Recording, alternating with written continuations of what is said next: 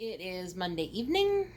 I have just come back from another bike ride because I'm a bike rider these days. And I didn't want to go very far necessarily, but we ended up doing 10 kilometers anyway, just sort of in our neighborhood, just weaving in and out of the streets back and forth to almost Victoria and back, up and down and up and down and up and down. And interesting. I mean, we live in such a beautiful neighborhood, so it was really great to get out and see some of the houses in East Van. Is really cool, eclectic houses, charming, beautiful little quaint, just lovely little homes. So it was really nice to bike in our neighborhood and see how many people are out biking and walking, and it seems like a really good and reasonable thing for after dinner, even though at dinner I was like, oh, I'm so exhausted. Yesterday was such a long day. I feel really stretched right now. My body's hurting a little bit from the movement and everything else. And so I was readily talking myself out of going for a bike ride. And I thought to myself, but ultimately, I want to ride my bike. And I want to make sure, excuse me, that I do that consistently. And yesterday I didn't get a chance, and the day before I didn't have a seat. So the seat that I had wasn't working with the mechanism, etc., etc. So it's been a couple of days. So I was like, all right, so the adult me, the grown-up me, needs to make the choice around this and say, well, you know what, you ought to go for a bike ride. So glad I did. I even had the pedal assist off for a while and only used it when I was going up inclines and stuff, which was actually really awesome because it gave me a feel for the fact that I can do it. It isn't actually that hard. It was more effortless than I thought it was going to be. So I'm sure with practice, similar to building any kind of muscle strength, it's going to be the repetition of that that's going to make that stronger and stronger and stronger. And the desire is definitely there.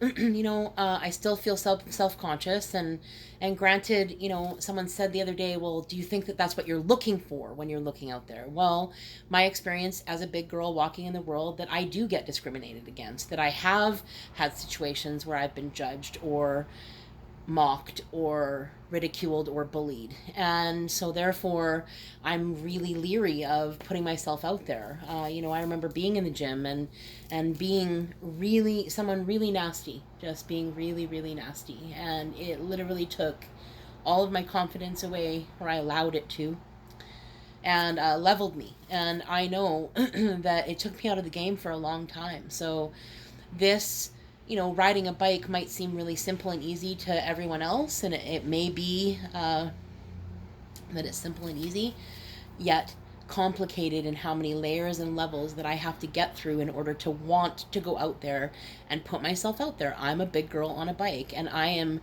working to smash stigma around mental health, around talking about taboo subjects, around starting conversations that are really important, and saying, you know what, this is me, this is all of me, and I'm on a bike and I'm riding. So I met all kinds of interesting looks, and some smiled and some gawked, and I can't worry about any of it, because it's when I take myself out, when I start to get hypersensitive and hyper vigilant about what everyone's thinking, what everyone's saying, ultimately I don't know who they are, and they have governed a lot in my life, they being whoever, whatever I've made up as they out there who are judging me. And it's not that that isn't valid. It's not that those things aren't righteously felt, because I have had those experiences, and the levels of betrayal that I've had in experiences in long-term relationships that I thought were very safe. So trust is a tough one for me.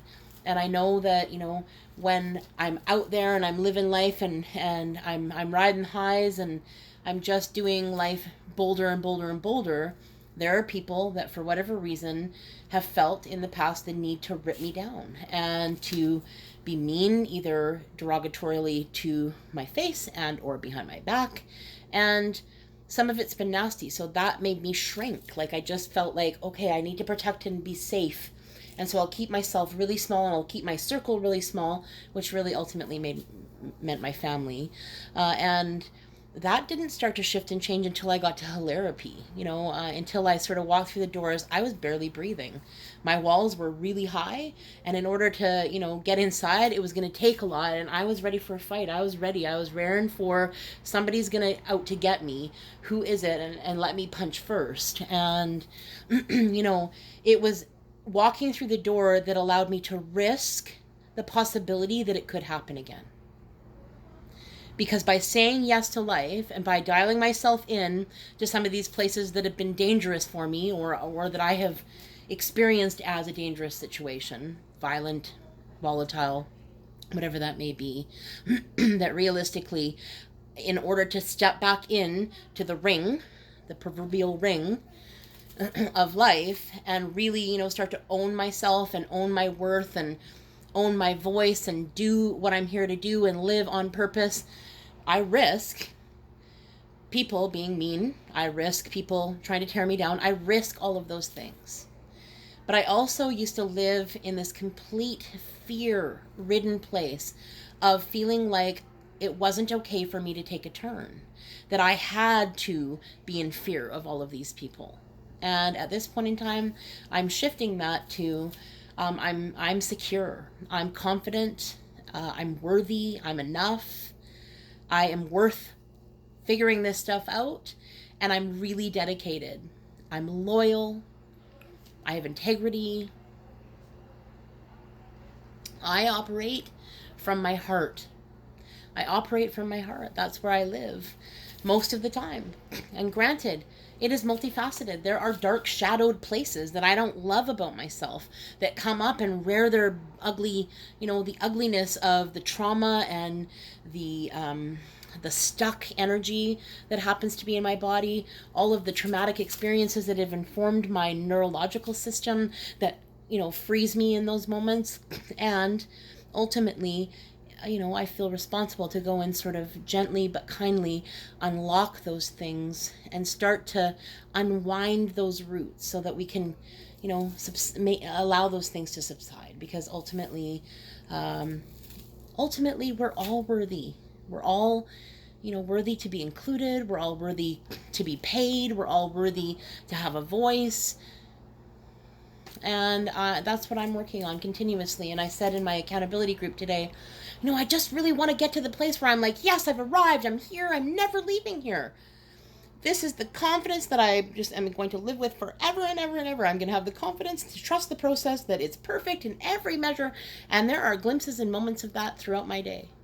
But there are also glimpses and moments of despair and fear and old thought patterns and the shitty committee that lives up here and goes around and around and around and around and convinces me somehow that I am not worth it, that I am not worthy, that I am not enough, that I haven't done enough in my life to earn my spot in the regime of the hierarchy of what should be and what has been and what will always be the way that it is. And I'm looking to unlock all of those things and allow those things that no longer serve me just to float away.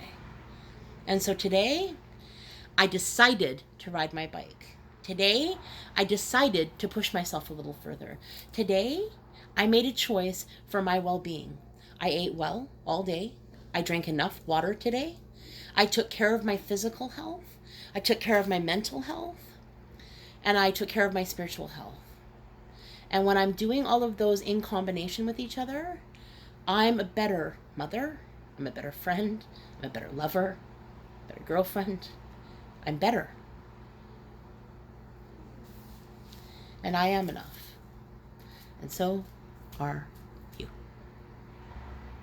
So much love out there. I hope that you're being kind and gentle with yourself. And do something to break out of the funk. Do something different. Do something that you didn't imagine that you'd ever do. Some lady stopped me tonight and she was like, I like your bike. And we talked for a while and she's 80. And she's like, wow, where'd you get it? I'm going to go get myself a bike. Like, just to have the ability to have someone else notice, to have a cool conversation and a cool connection, and know that potentially something that I've done after 30 years of not doing it, she's going to do after about 30 years of not doing it. She used to bike all the time. She's really keen and interested. So we never know how we touch other people's lives. We just never know. But being open to the possibilities is a good way, for sure. So I hope you're kind to yourself and others. So much love. See you tomorrow.